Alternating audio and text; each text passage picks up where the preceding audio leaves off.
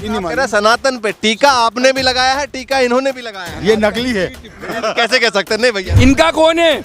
इनका कौन है? घोषणा करें ना। बता रहा हूँ। कौन है?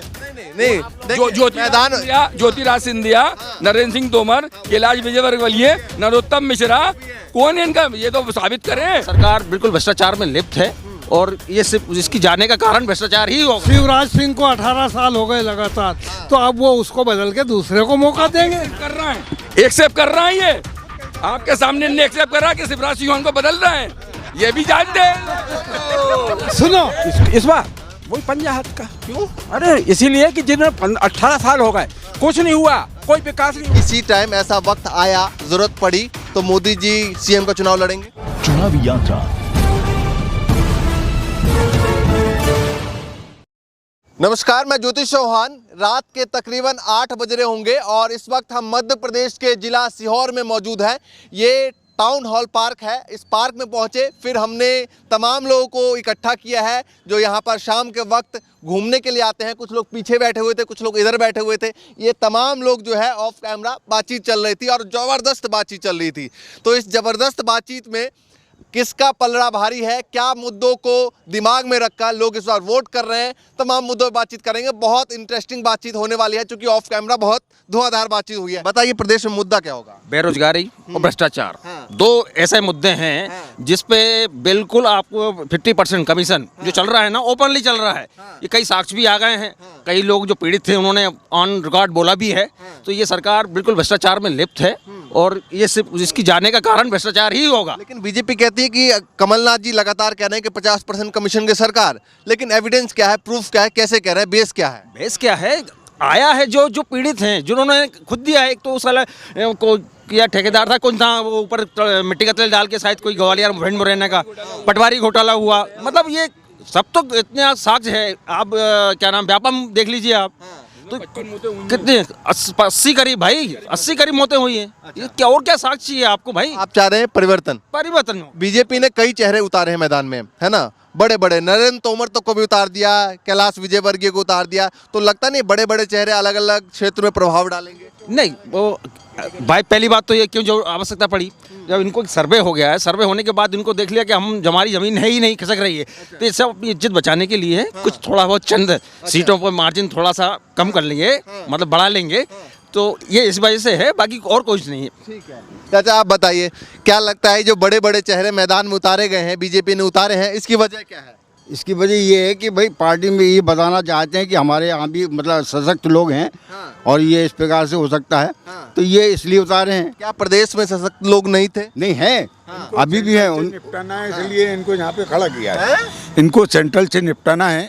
ये मोदी जी के मतलब उस पे स्टेप बाय स्टेप निपटा करके इनको मध्य प्रदेश में भेजा है। अच्छा, कि किसको निपटाना है?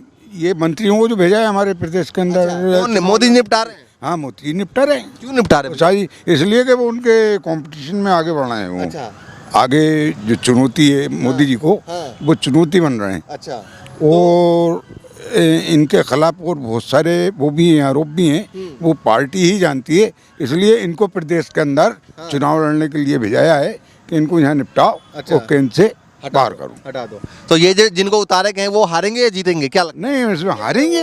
अच्छा, हारेंगे? हारेंगे। अच्छा, हाँ, क्यों हारेंगे? कह रहे हैं बड़े बड़े चेहरे हैं। इसलिए कि वो खुद ही नहीं लड़ना चाहते थे, उनको तो जबरदस्ती भेजा बेचारों ने। हाँ, जबरदस्ती भेजा है? फिर बताइए आप, वो सेंट्रल के जो मंत्री हैं, उसकी एक कीमत होती है, मतलब बड़ा ओहदा होता है, और वो एक विधायक का चुनाव लड़ लिया यहाँ पर।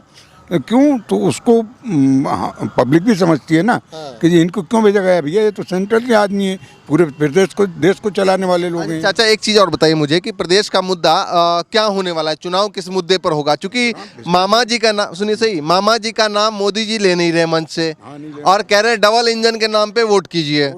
तो आप डबल इंजन पे जाएंगे या मामा जी की जो काम किए हैं उस पे जाएंगे? नहीं, मामा जी ने जितने भ्रष्टाचार के काम किए हम उस पे जाएंगे। अच्छा, पब्लिक भी उसी पर ही आएगी जो इन्होंने भ्रष्टाचार किए हैं। आज आप देखिए उनकी गाय का दूध मतलब 216 रुपये लीटर बिक रहा। किसका? अच्छा, हमारे शिवराज सिंह चौहान जी के कृषि फार्म का। अच्छा। और हमारे बेचारे ग्वाल बाल यहाँ पर हैं, उनका 60 रुपये भी नहीं बिक रहा है। अच्छा, तो जो किसानों का मुद्दा है। हाँ, किसानों का मुद्दा है। अच्छा, ये आपके साथ में ही है? हाँ साहब, ये भी हमारे साथ में ही है। अच्छा, हाँ। तो ये कह रहे हैं कि धर्म के मुद्दे पर जो है वो चुनाव जो है हिंदुत्व के मुद्दे पर और तमाम मुद्दे पर, तो इनको क्या सोचते हैं? थोड़ा इधर आ जाइए। हाँ। इनने क्या किया है भाई साहब, बुरा नहीं माना, इनने सिर्फ मंदिर में जा करके अगरबत्ती लगाई है, घंटी बजाई है, भागवत सुनी है। मैं भी हिंदू हूँ, मैं भी हिंदू हूँ, सुनिए आप।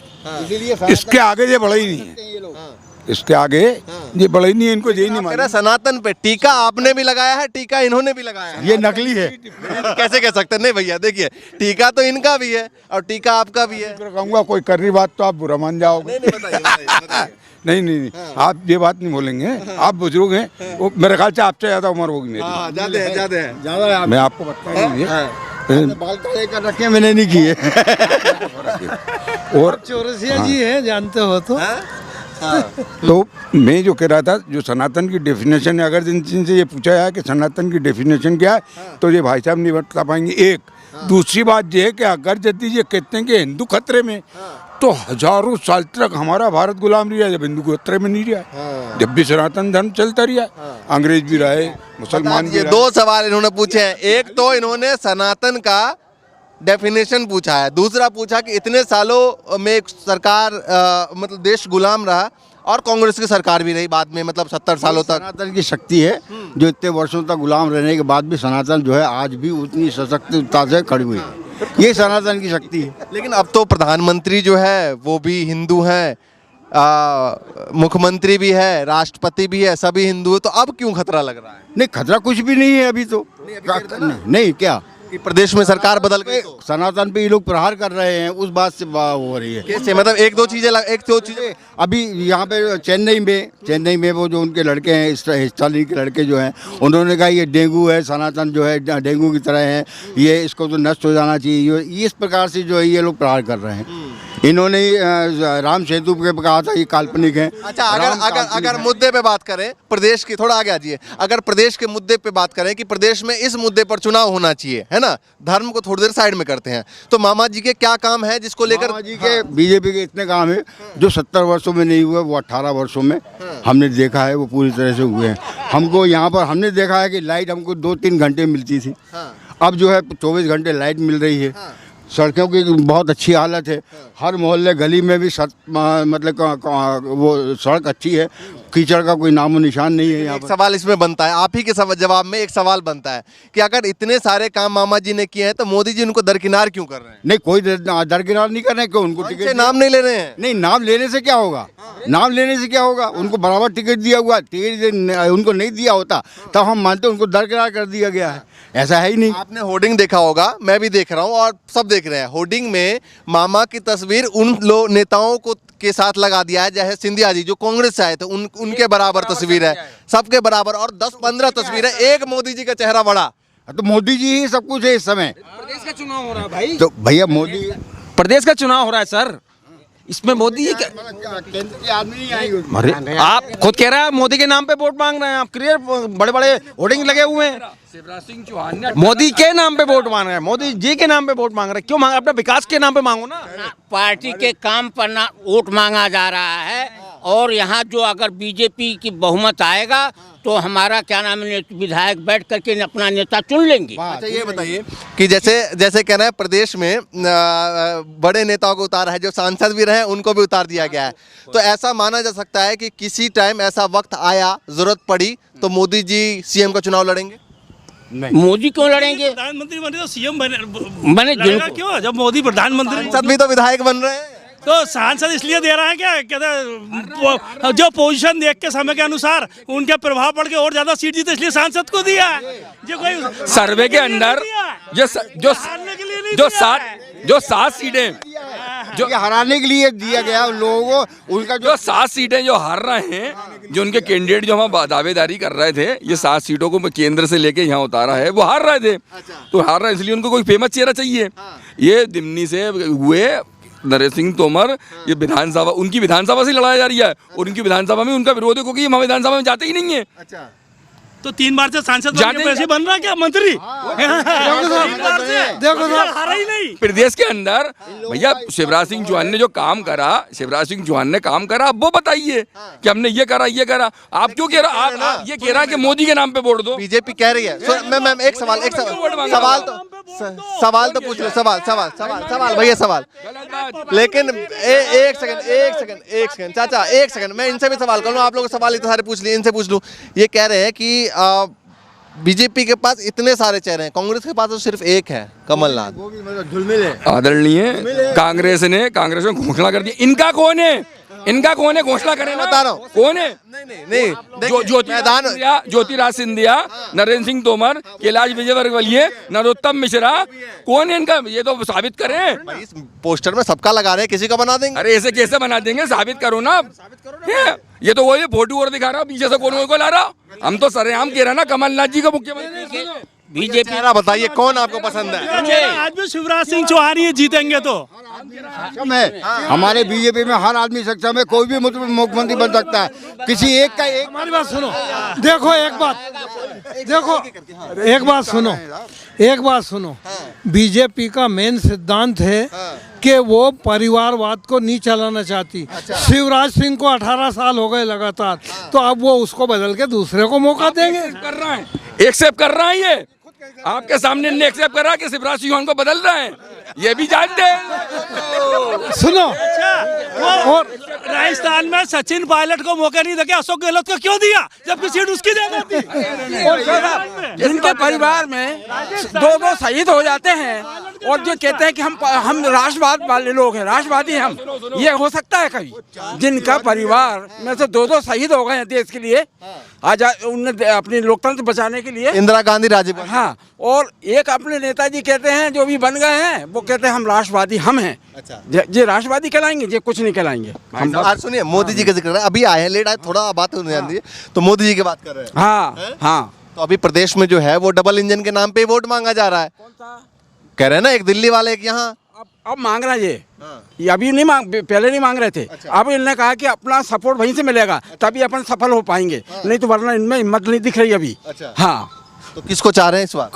इस बार वही पंजा हाथ का। क्यों? अरे इसीलिए कि जिन्हें 18 साल हो गए, कुछ नहीं हुआ, कोई विकास नहीं हुआ, शहर का भी कुछ नहीं हुआ। हाँ, लाइट नहीं आएगी, बिजली में यहाँ सड़कें उखड़ जाएंगी। ऐसा कुछ नहीं होगा। इनका जवाब हाँ, इनका जवाब मैं दूंगा। 18 साल हो गए।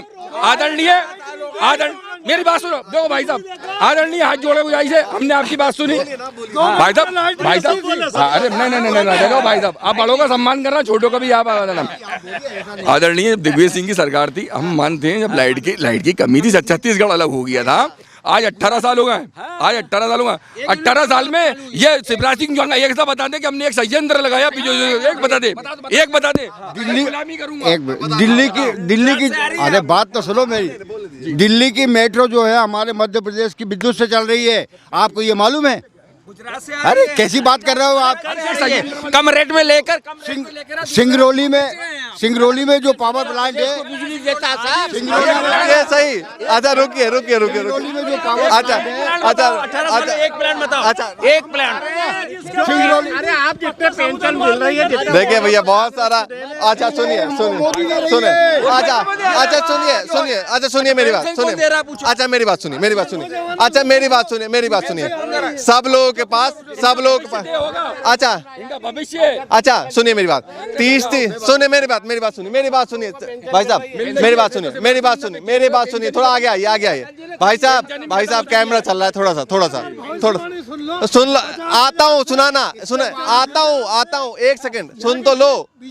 एक सेकंड।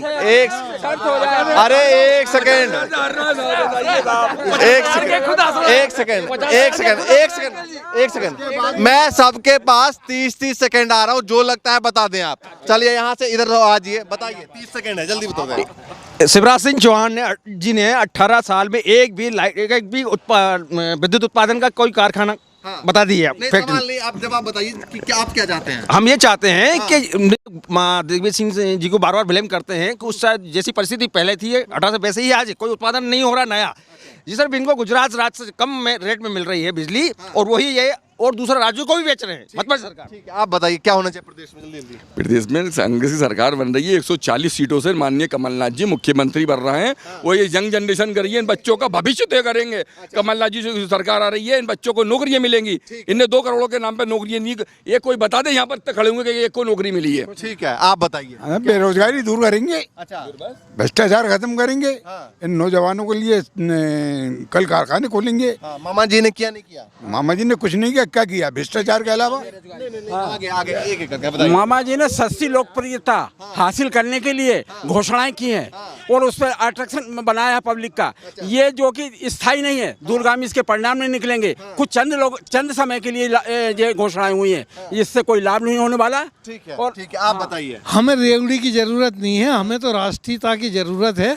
जो राष्ट्रीयता की बात करेगा उसको वोट देंगे। लेकिन रेवड़ी का सवाल उठाएंगे तो फिर 1250 का भी जिक्र होगा। 1250 का जिक्र होगा ना, जो बहनों को दे रहे हैं। रेवड़ी रेवड़ी नहीं चाहिए हमें। नहीं चाहिए, 1250 दे रहे हैं, सही है गलत है?